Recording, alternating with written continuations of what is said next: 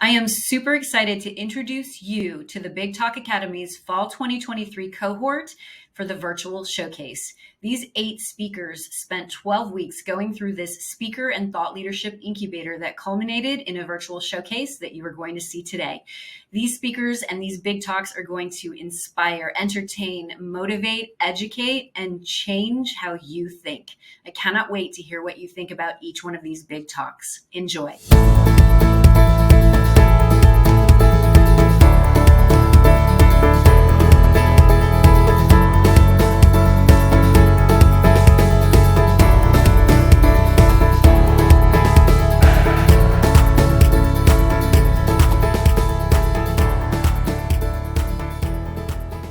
Joanna Foat, speaker, author, and environmentalist, uncovered the forgotten World War II history of the Lumberjills in the Women's Timber Corps, published 2 books, has spoken to thousands and been interviewed on BBC Radio, 4 Women's Hour, TV, How We Won the War, Walking Wartime Britain, and Dan Snow's History Hit podcast. Please welcome to the stage, Joanna Foat. Celebrating women in history is the secret code to unlocking human potential.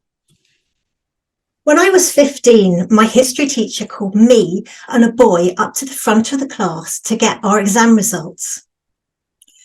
I'd written about women in history, fascinated by peasant girls, what they wore, where they lived, worked, and whether they were like me. "Congratulations, Tom," Mr. Roberts said, and patting him firmly on the shoulder. And Joanna, that was me, got one of the lowest grades in class. While sobbing at lunchtime, I learned that women in history was a subject like sex and lavatories that well-behaved pupils didn't write about. It wasn't until 25 years later, when my interest in women's history was rekindled, someone at work just casually mentioned there was thousands of women working in the forests in wartime, and they were called Lumberjills. Thousands? How had I never heard of them before? I remember the day when my dad rushed out to the shed and in he came with an axe. "Happy Christmas, Joanna," he said. I thought it was the weirdest present I'd ever been born, but I loved chopping up wood for the fire. Had I been born just 50 years earlier, maybe I would have been a Lumberjill. There was barely anything written about the Lumberjills in history books, online, and even female foresters had never heard of them before. So I had to do something about it. I travelled the country and I met 60 women who had served in World War II in the Women's Timber Corps.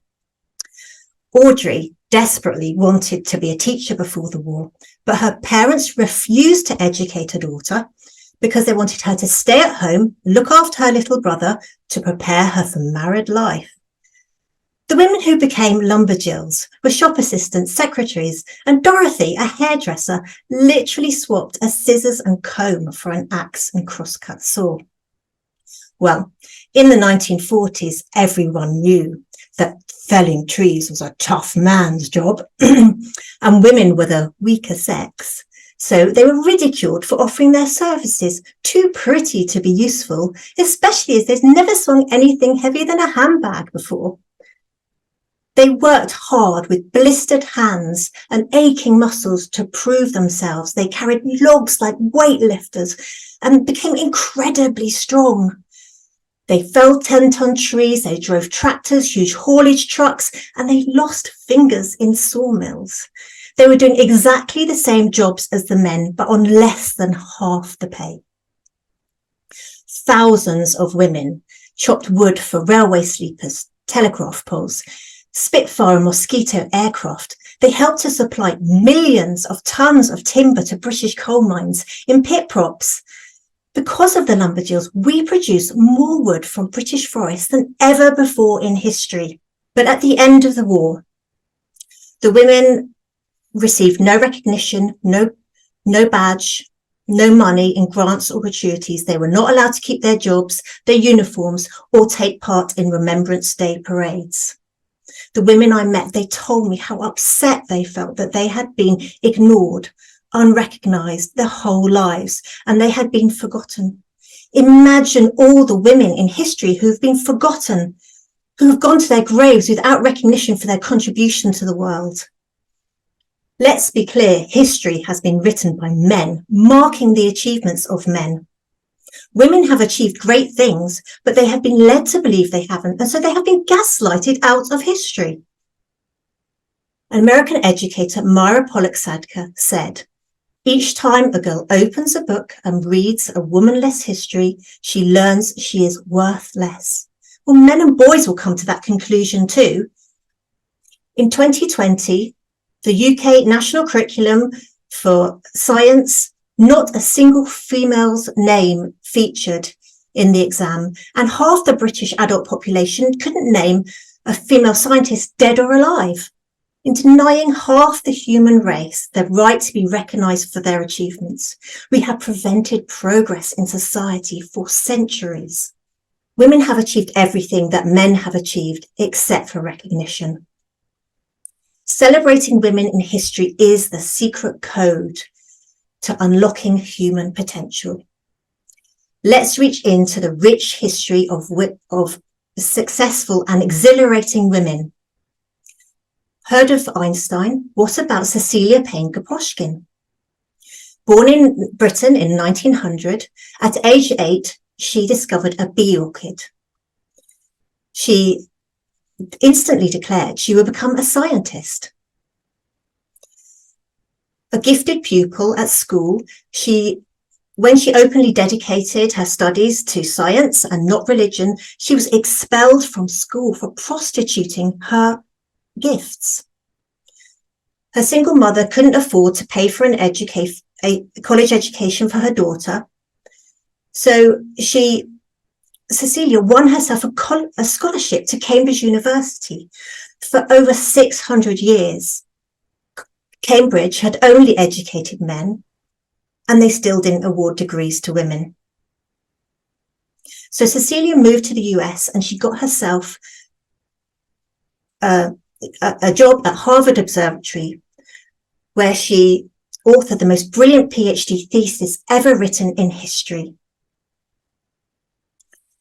But was discouraged from publishing the results by a man who was later credited for her work. Cecilia Payne-Gaposchkin discovered what the universe and the stars are made of. The weight of history has crushed the hopes and dreams of generations of women. But we can heal the pain and cuts of history with stories to inspire future generations about these incredible women.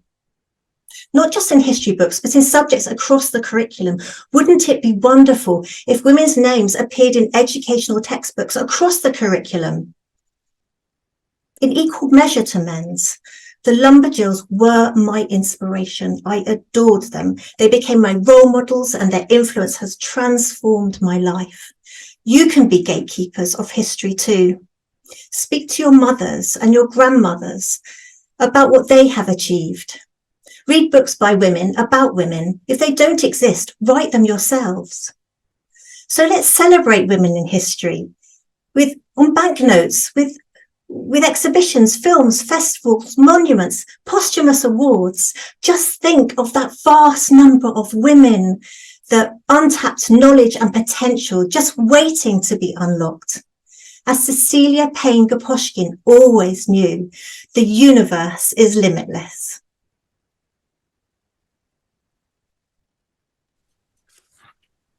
Joanna, I'm so proud of you. So proud of you. You stayed in it. Great set, great lighting, great audio.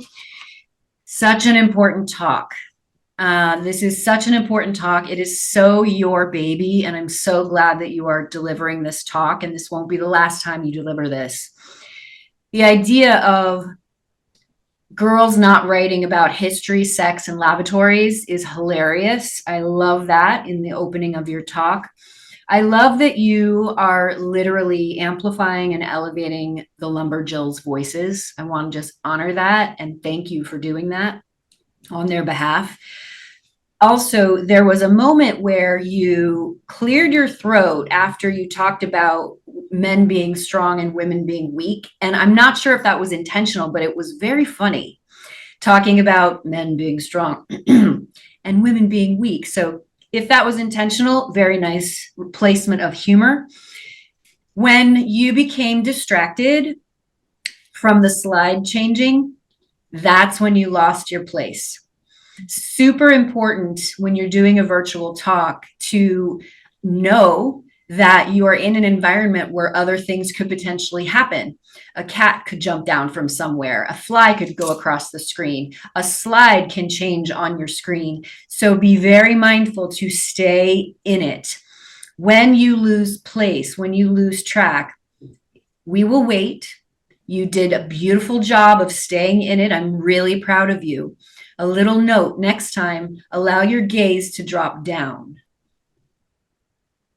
and then come back up rather than looking for the words up here. Be very mindful. Next time that happens, it will happen again. Just drop your focus and come back. But I'm really, really proud of you that you stayed in it. And the best part is we can edit that out. Women achieve worthless and worthless, really important. That needs to be some sort of marketing for you. Women achieving the same thing that men have without acknowledgement of recognition. Again, a really important part of your talk that lands on us as a weight, and it should feel that way. So I'm really glad you went there. Cecilia Payne Kaposchke, discovering what the universe is made of and us not knowing about that. It's time to change that. And just like you said in your beautiful call to action, read books by women and write books if you're a woman. So I'm really proud of you. Thank you for delivering a beautiful, beautiful, powerful talk. Brava. Thank you so much for tuning in to the virtual showcase for the Big Talk Academy's Fall 2023 cohort. If you'd like to step onto my big stage, all you got to do is head over to thebigtalkacademy.com and join me. This is where we create thought leaders. We help amplify and elevate voices in order to make the world a better place. And if you love these videos, let us know in the comments. And be sure to hit that subscribe bell and notification button so you get access to our latest videos. And remember, your voice matters. Big love. Mwah.